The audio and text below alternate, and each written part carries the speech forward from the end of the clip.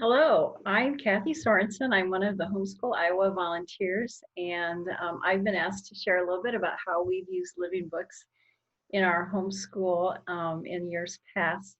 And so that's what I'm going to talk to you about today. You've probably maybe not familiar with the term living books, and so I'm going to read you a definition that comes from a really good friend of mine who I tease about being the fairy godmother of living books lovers in the United States today. Her name is Valerie Jacobson, and she has a website, I think called valeriejacobson.com, and she sells lots of really wonderful books there, as well as teaches about how to use them. Valerie's definition says, a living book is one that engages the mind, inspires the imagination, and thrills the heart. And that sounds like a really good book to me. And I would add something else that it would ennoble good character. I think our children need to see both the good and the bad, infamous and famous, and be able to begin to learn to discern the things that made them what they are and why they responded to the world around them the way that they did. A couple of resources I'd like to share with you that helped me on my early journey of getting to know living books and book lists and really good authors was this book, which you probably would only be able to find on Amazon today. I'm sure it's out of print, but it's called Turning Back the Pages of Time. It's very rudimentary, but it gave me a really good basic background. My very favorite are two books written by a good friend of mine named Jan Bloom, and it is Who Should We Then Read, Part 1, and Who Should We Then Read, Volume 2. And in each book, she has done a mini biography of 150 authors and the lists of their books. Usually if an author has written one really good book, they've written other really good books. Sometimes authors who were tasked with writing a book for adults also wrote the same book at a different level for children. And so those books are really, to me, dynamite because they contain a lot of research and usually are very good, highly sought after authors.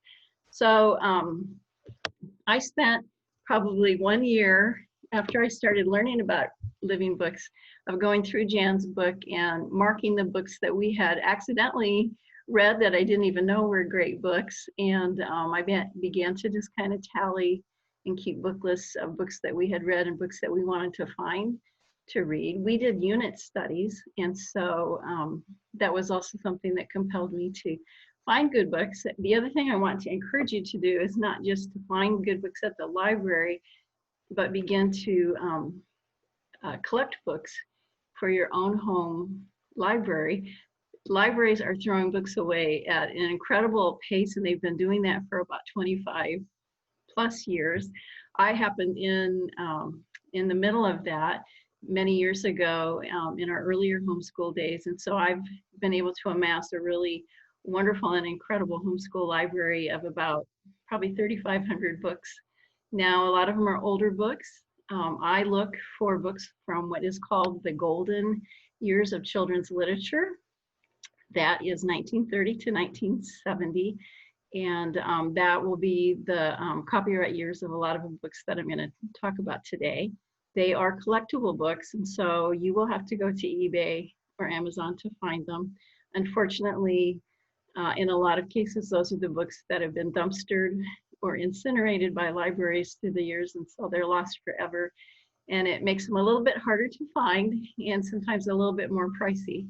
But we considered building our home library, and that it was a legacy library that we would leave to our children and to our grandchildren and possibly, hopefully, to our great-grandchildren as really good books of a high quality get harder and harder to find through the years. So I want to encourage you to do the same thing with that.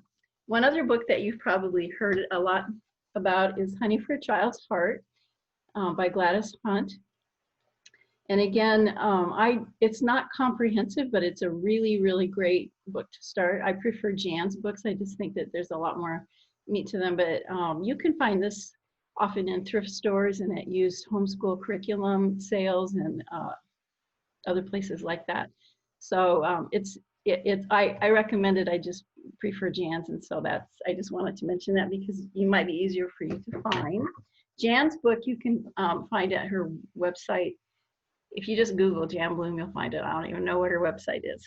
Anyway, I want to read you an example of textbook versus a living book, and just the difference that is there, and what makes people get sort of hooked on using living books because of the descriptions, and just how it shows people in their real life and what made them what they are. So here's from a textbook. This is about Alexander the Great. I'm sorry.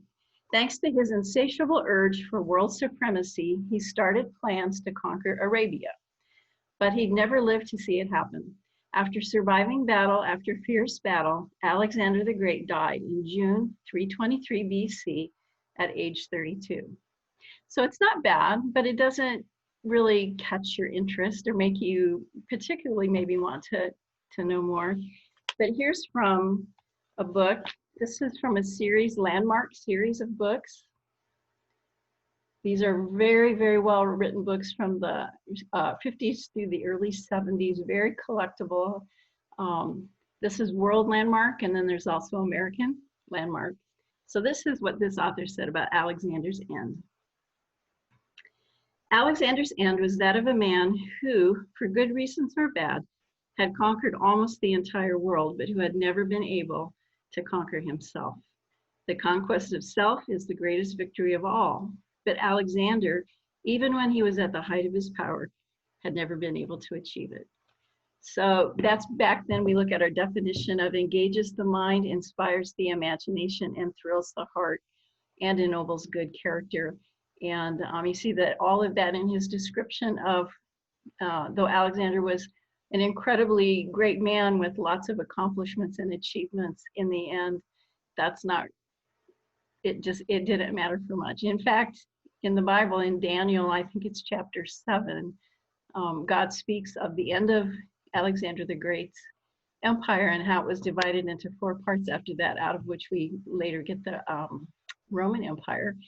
And so, in the Bible, I should say, being the greatest living book of all, and often you can tie so much of history into God's word, and so that's fun for our kids to see those connections as well.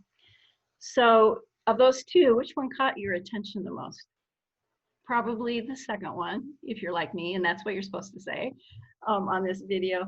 But that's what a living book, it just fleshes out the people, the situation, the era, whatever it is, and makes it come to life, that your children learn not just about Alexander the Great or whoever, but what made them be called the Great, or what were their accomplishments, or what made them infamous, and someone that we would never want to emulate again in life. So that's just a little bit of an introduction to living books.